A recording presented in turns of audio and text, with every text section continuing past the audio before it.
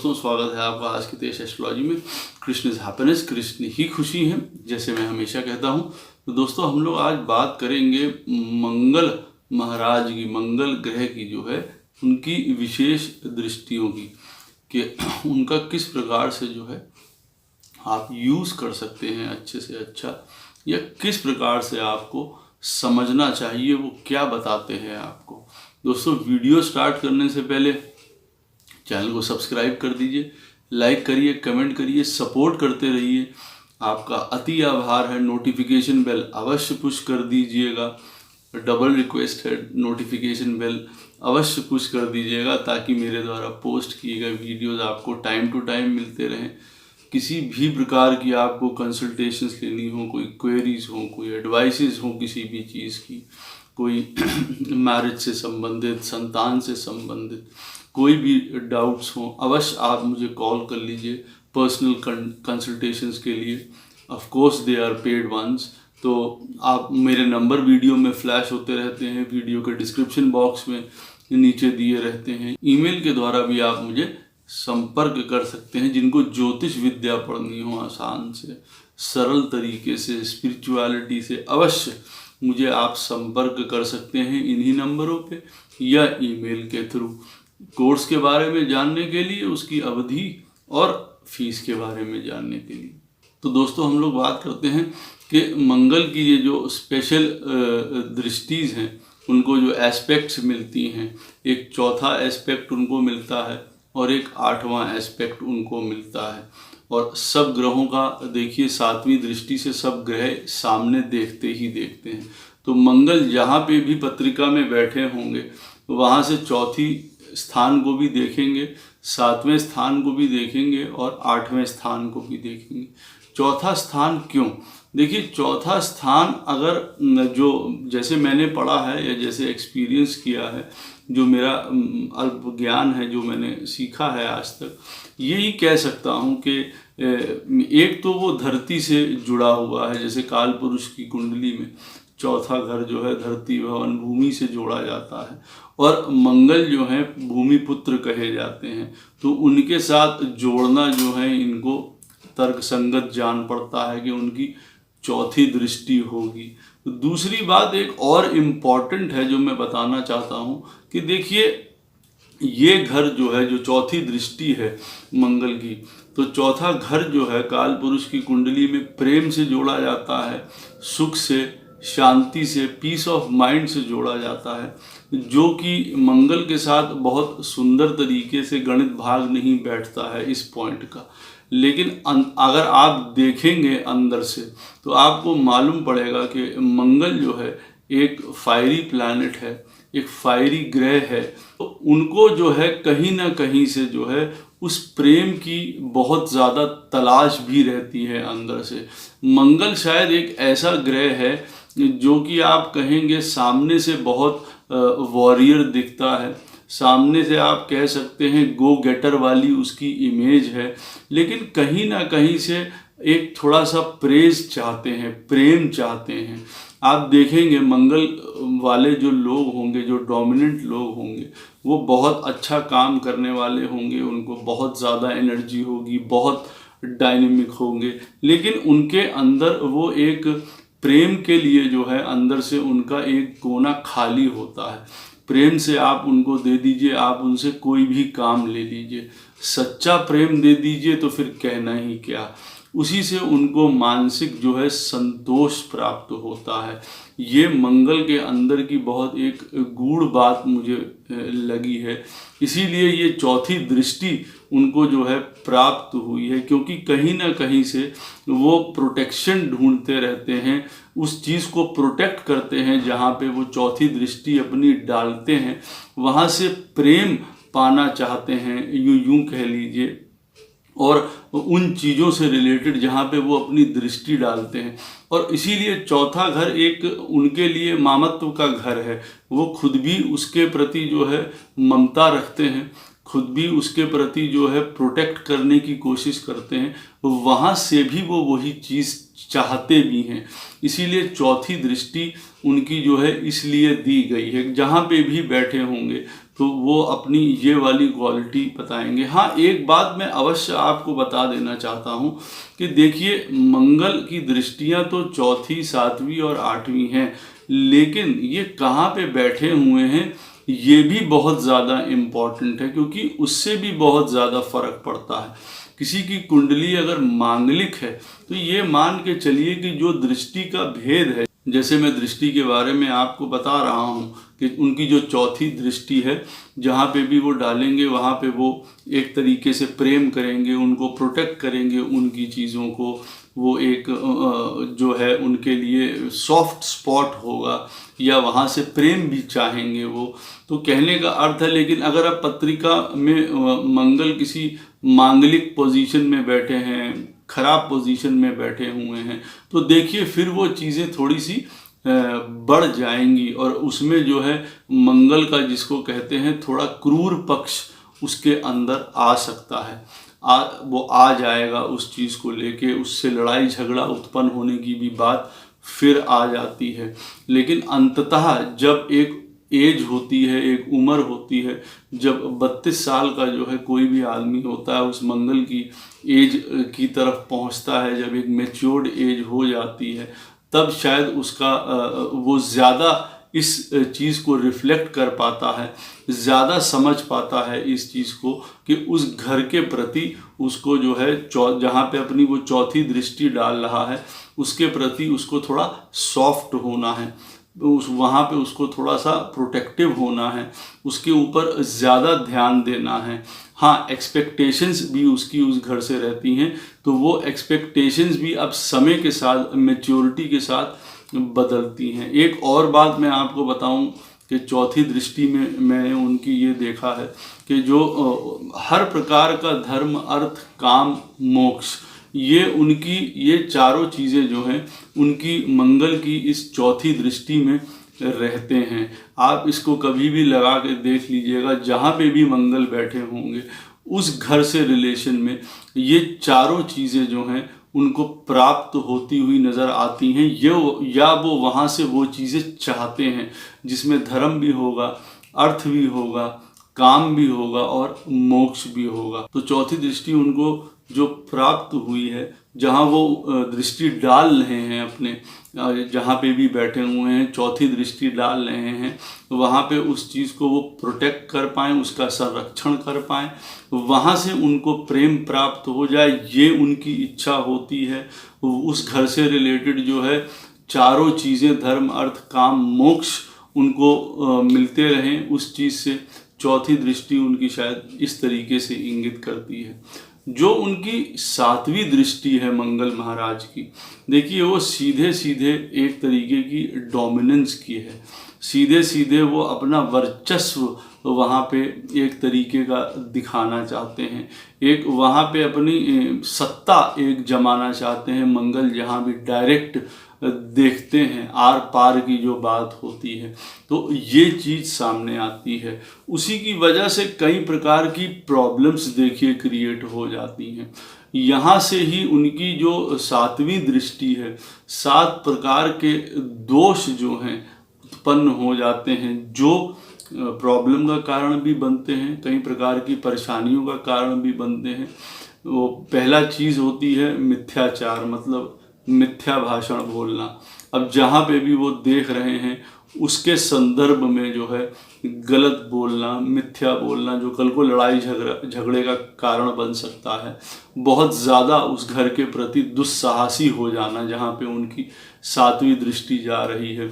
असत्य बोलना, वहाँ पे उस घर से संबंध में किसी तरीके का मूर्खतापूर्ण काम करते रहना या कर जाना, जो बाद में कष्ट का कारण बन सकता है। कई प्रकार की उस घर से रिलेटेड क्रूरता दिखाना, क्रूरटी दिखाना उस घर से संबंधित, वो आप देखेंगे अवश्य अपनी पत्रिका में सामने, जो मंगल जहाँ पे भी बैठे होंगे उसके प्रति क्रूरता आ जाती है, वहाँ पे अपवित्रता उस घर को लेके आ जाती है, अहंकार उस घर को लेके आ जाता है। तो ये 7 दोष जो होते हैं मंगल की मंगल की जो 7वीं दृष्टि है सामने, वो रिफ्लेक्ट होते हैं, इनको दूर करना होता है। ये डोमिनेंस है, ये अपनी सत्ता जमाना चाहते हैं। इन जो मैंने आपको बताए हैं, मिथ्याचार हो गया, दुस्साहस हो गया, असत्य हो गया, मूर्खता हो गई, क्रूरता हो गई, अपवित्रता हो गई, अहंकार हो गया, ये उनके अंदर जो है प्रॉब्लम 7वें घर में क्रिएट हो जाती है, जिसकी वजह से फिर काफ़ी लड़ाई झगड़ा हो सकता है। पहले घर में मंगल बैठा होगा, 7वें स्थान को देखेगा, आप समझ सकते हैं कि ये सारी चीज़ें जो हैं वो आप अपना लाइफ पार्टनर के ऊपर अप्लाई करके देख सकते हैं, क्योंकि 7वां स्थान लाइफ पार्टनर का होगा और मंगल की पहले घर में स्थिति भी मांगलिक होगी, तो ज़्यादा आप ये देखेंगे सातों चीज़ें जो हैं डोमिनेंट हो जाएंगी, लड़ाई झगड़ा बढ़ जाएगा। तो एक तरीके की अपना सत्ता जमाना चाहते हैं उस चीज़ के ऊपर। अब देखिए, किसी चीज़ के ऊपर अगर सत्ता जमानी है, किसी चीज़ के ऊपर अपनी प्रभुता जमानी है, किसी को भी, हमें आपको, किसी भी चीज़ को, तो वो इन चीज़ों के साथ नहीं बनाई जा सकती है, इन चीज़ों को हटा के जो है बनाई जा सकती है। और देखिए, जो मंगल ग्रह हैं वो क्रूर, उनका नाम संज्ञा दी गई है, लेकिन मैं हमेशा कहता हूँ कि मंगल सही में मंगलकारी हैं, उनको मंगल के रूप में ही देखा जाना चाहिए। तो इसीलिए सातों दोषों को, तो 7वें स्थान को जहाँ देखते हैं वो इन 7 दोषों को हटाना चाहिए, अन्यथा कई प्रकार का जो है फिर वो डोमिनेंस का खेल हो जाता है कि भाई हम अपना जो है अधिकार जमाएंगे, और फिर मंगल पत्रिका में कहीं पे भी बैठा हो, कैसा भी हो, उसमें प्रॉब्लम क्रिएट कर जाता है, क्योंकि देखिए ये दोष जो हैं उससे बचना बहुत ज़्यादा ज़रूरी हो जाता है। 8वीं दृष्टि देखिए मंगल को क्यों प्रदान करी गई है, क्योंकि 8वां स्थान आप देख लीजिए मृत्यु से संबंधित है, कुछ ऐसी चीज़ों से संबंधित है जो मिस्टीरियस हैं, अननोन है, हम लोगों को नहीं पता रहता है 8वें स्थान के बारे में। कुछ ऐसी चीज़ें जहाँ सब जाने से डरते हैं। 8वां घर जैसे पत्रिका का है, जो मृत्यु को दिखाता है या रिसर्च को दिखाता है। तो 8वीं दृष्टि मंगल को इसलिए प्रदान करी गई है क्योंकि एक तो वो सेनानी है, वॉरियर है, वो ऐसे टेरेन में, ऐसी जगह पे जा सकते हैं जो अननोन हो। उनका काम है ये जाना, आगे बढ़ के पहल करना, जहाँ कोई नहीं जा रहा है वहाँ वो जाएंगे, उस तरीके का काम करेंगे। एक्शन उनके लिए ही दिया गया है करने को लिए। यहाँ पे मैं आपको एक बात और बताऊंगा कि देखिए मंगल का जो एक्शन है और जो कर्म है शनि का, वो दोनों डिफरेंट हैं। आप देखिए, इसीलिए शनि को 10वीं दृष्टि दी गई है जो कर्म से रिलेटेड है, जो हम लोग रोज के काम कर रहे हैं। मंगल को एक्शन दिया गया है, आप ये याद रखिए। अब उस एक्शन में हम लोग जो कर्म करते हैं वो किस एक्शन के द्वारा करेंगे वो मंगल हम लोगों को बताता है, उसी में प्रॉब्लम्स आ सकती हैं।